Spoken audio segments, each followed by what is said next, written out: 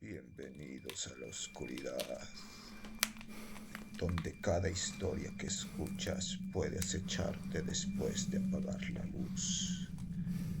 Prepárate para adentrarte en los rincones más retorcidos de la mente humana y de lo que hay más allá.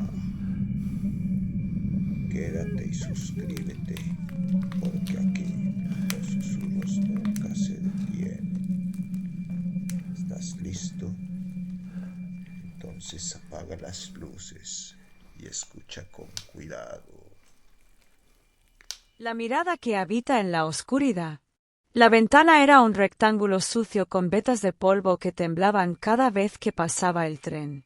Estaba enmarcada por cortinas amarillentas, tan deshilachadas como los bordes de la mente de quien la observaba. Su nombre era Ulises Durán, pero nadie lo llamaba así. En realidad, nadie lo llamaba. Nadie tocaba su puerta. Nadie preguntaba por él. Nadie sabía que aún respiraba bajo el hedor de las paredes empapeladas de moho del edificio 23 de la calle Doveston. Y eso, en parte, era exactamente como él lo deseaba. La otra parte tenía hambre. Ulises no era un hombre normal.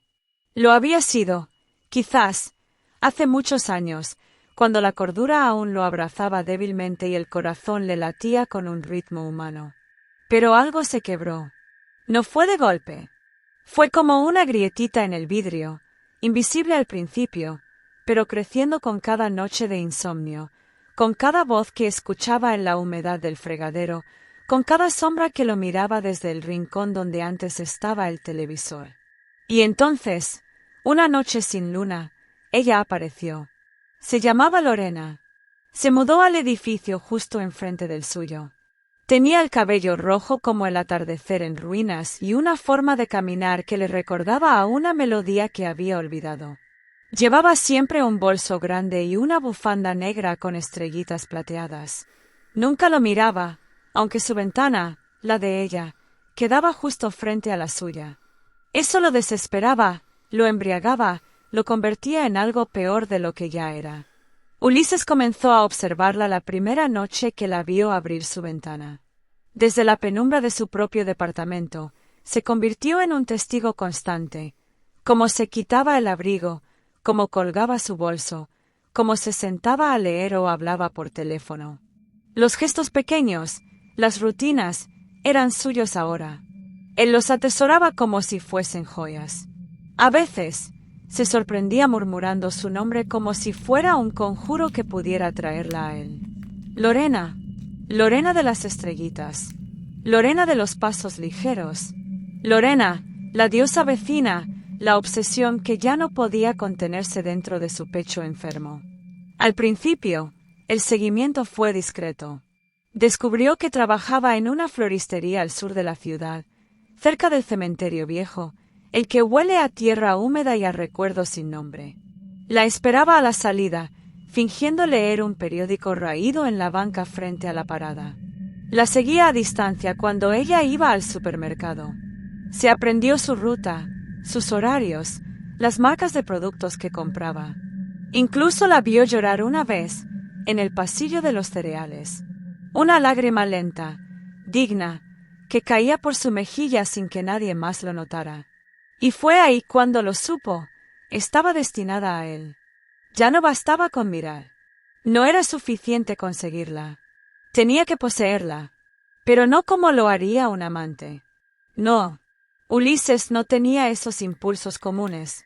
Él quería absorberla, habitarla, abrirla como se abre un libro, hoja por hoja, y descubrir todos sus secretos más oscuros, incluso si eso implicaba que ella no sobreviviera al proceso.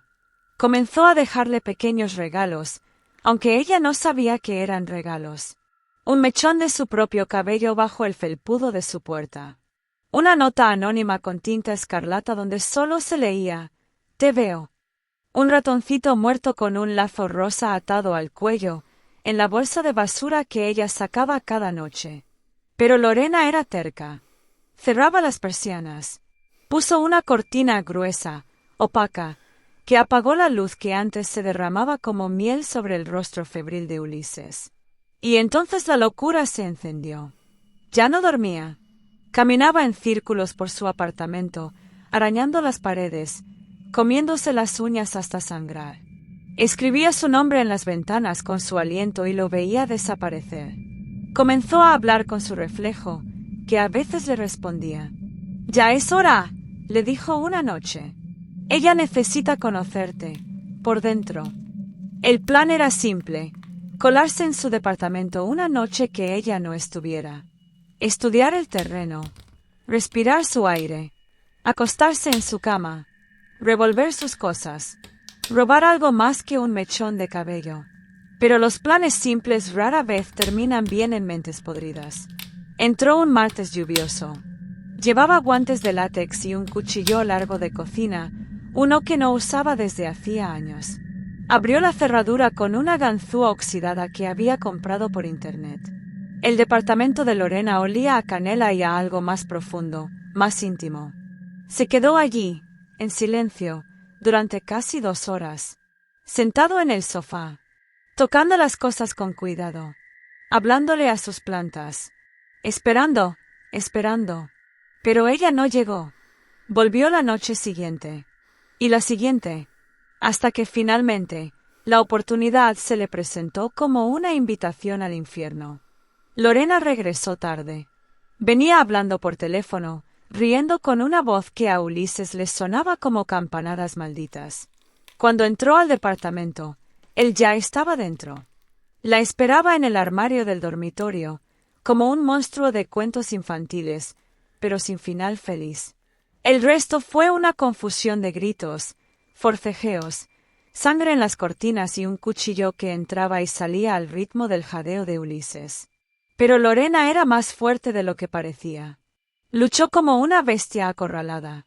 Lo arañó, lo mordió, le atravesó el hombro con una lámpara rota. Y cuando finalmente escapó por el pasillo gritando, Ulises no la siguió.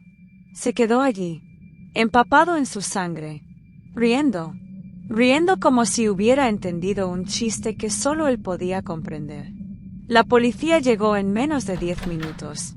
Lo encontraron sentado en el sofá, cantando una canción de cuna mientras se apretaba el cuchillo contra el pecho. Murió antes de que pudieran esposarlo.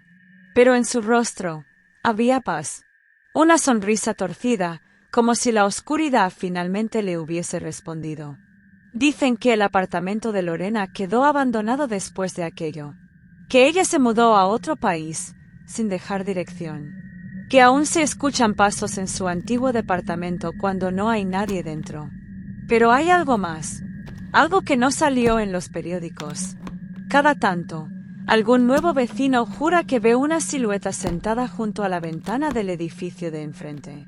Una figura inmóvil, de ojos brillantes, que parece observar sin parpadear, desde una habitación donde hace años ya no vive nadie. Y si prestas atención, cuando cae la noche, puede que veas tú también esa mirada que habita en la oscuridad. Gracias por acompañarme al final de esta historia. ¿Lograste escuchar esos pasos detrás de ti? ¿O fue solo tu imaginación? Si te gustó este relato, deja tu like sangriento, comenta qué parte te perturbó más y comparte con alguien que no tenga miedo de soñar con monstruos. Suscríbete si aún no lo has hecho, porque la próxima historia podría estar inspirada en ti. Nos vemos muy pronto, cuando el silencio vuelva a hablar.